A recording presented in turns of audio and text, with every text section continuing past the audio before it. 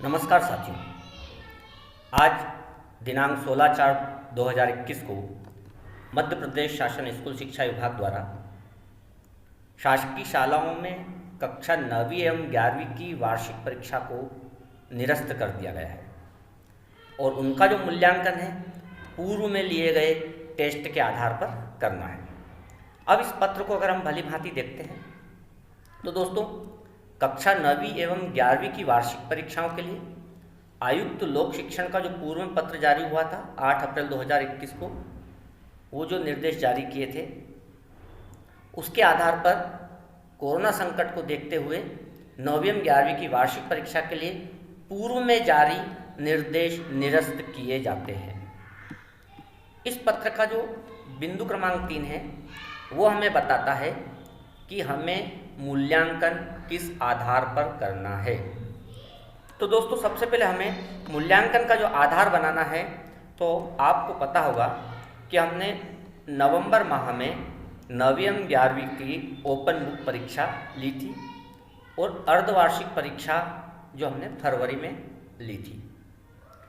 इसको आधार बनाकर हमें 9वीं एवं 11वीं का वार्षिक परीक्षा परिणाम घोषित करना है।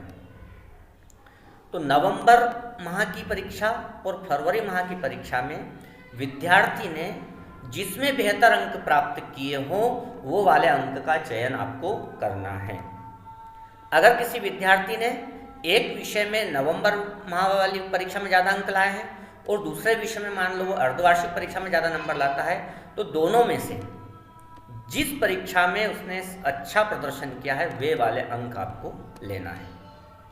ये अंक लेने के बाद अगर कोई विद्यार्थी 6 में से 5 विषय में पास होता है, यदि कोई विद्यार्थी 6 में से 5 विषय में पास होता है तो उसे पास घोषित किया जाएगा।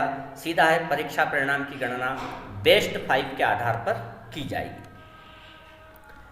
अब अगर किसी बच्चे को एक से अधिक विषय में पास होने में कृपांक की जरूरत पड़ रही हो तो उसे अधिकतम 10 अंक कृपांक प्रदान किए जा सकेंगे।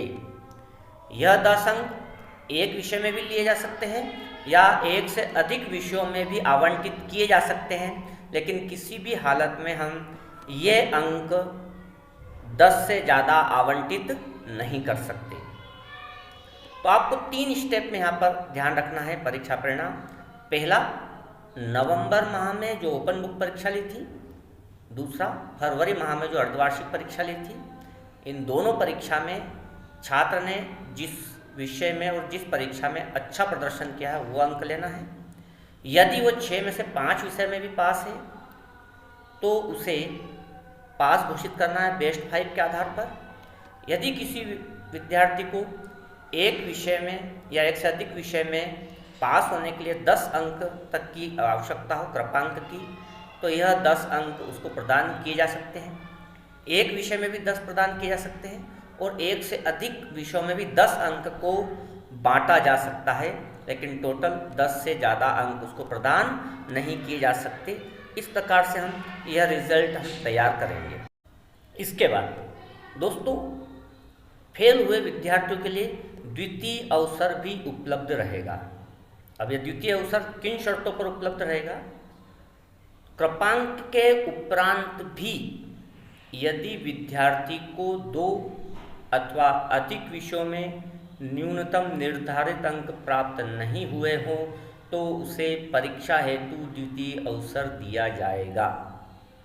ऐसे विषय जिनमें विद्यार्थी द्वारा पूर्व परीक्षा में न्यूनतम निर्धारित अंक प्राप्त नहीं किए गए थे, उन विषयों में उसे पुनः परीक्षा देनी होगी। अर्थात सीधी सी बात यह है कि वह जिन विषयों में फेल हो रहा है उन्हीं विषयों की उसको पुनः परीक्षा देनी होगी। केवल अगर एक विषय में फेल हुआ है तो बेस्ट 5 में आ जाएगा। 2 विषय में फेल हो रहा है तो पहले कृपांक से देख लें कि क्या वो पास हो पा रहा है। कृपांक के उपरांत भी पास नहीं होता है तो जितने विषय में वो फेल हो रहा है उतने विषयों की उसे परीक्षा पुनः देनी होगी। तो इस प्रकार से द्वितीय अवसर का जो मामला है वो आपको समझना होगा। इसके बाद द्वितीय अवसर उन विद्यार्थियों को भी दिया जाएगा जो रिवीजन टेस्ट या अर्धवार्षिक परीक्षा दोनों में से किसी भी परीक्षा में सम्मिलित नहीं हुए, लेकिन उन्होंने आपके विद्यालय में प्रवेश लिया था।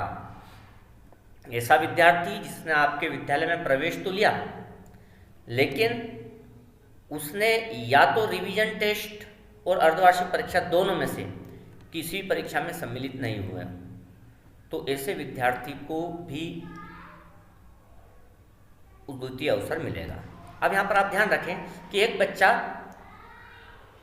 नवंबर माह की परीक्षा में तो उपस्थित नहीं हुआ, लेकिन अर्धवार्षिक परीक्षा में उपस्थित हो गया, तो उसका अर्धवार्षिक वाला रिजल्ट हमें काम में आ जाएगा। लेकिन किसी विषय में वो अर्धवार्षिक परीक्षा में उपस्थित नहीं हुआ, नवंबर माह वाली परीक्षा में उपस्थित हुआ, तो वो रिजल्ट काम में आ जाएगा। लेकिन किसी विषय में वो दोनों जगह परीक्षा नहीं दे पाया, ऐसी स्थिति में हम उसे द्वितीय अवसर प्रदान करेंगे। इन बिंदुओं के आधार पर 30 अप्रैल तक आपको परीक्षा परिणाम बनाना है। विमर्श पोर्टल पर विद्यार्थियों को परिणाम ऑनलाइन उपलब्ध करवाना है और 5 मई 2021 तक इस रिजल्ट को आपको विमर्श पोर्टल पर निर्धारित प्रपत्र में उपलब्ध भी कराना है, जिससे कि आगामी सत्र की तैयारियां की जा सके। अब जो द्वितीय अवसर आएगा परीक्षा देने का, वह तब परीक्षा होगी जब कोविड के संक्रमण में थोड़ी कमी होगी, समुचित माहौल बनेगा, तब द्वितीय अवसर प्रदान किया जाएगा और उसकी सूचना विद्यार्थियों को 15 दिवस पूर्व दी जाएगी। तो दोस्तों, इस प्रकार से 9वीं एवं 11वीं के संबंध में मध्य प्रदेश शासन स्कूल शिक्षा विभाग सचिव जयश्री कियावत के द्वारा यह पत्र दिनांक 16/4/2021 को जारी किया गया है। इसके आधार पर हमें हमारा परीक्षा परिणाम तैयार करना है।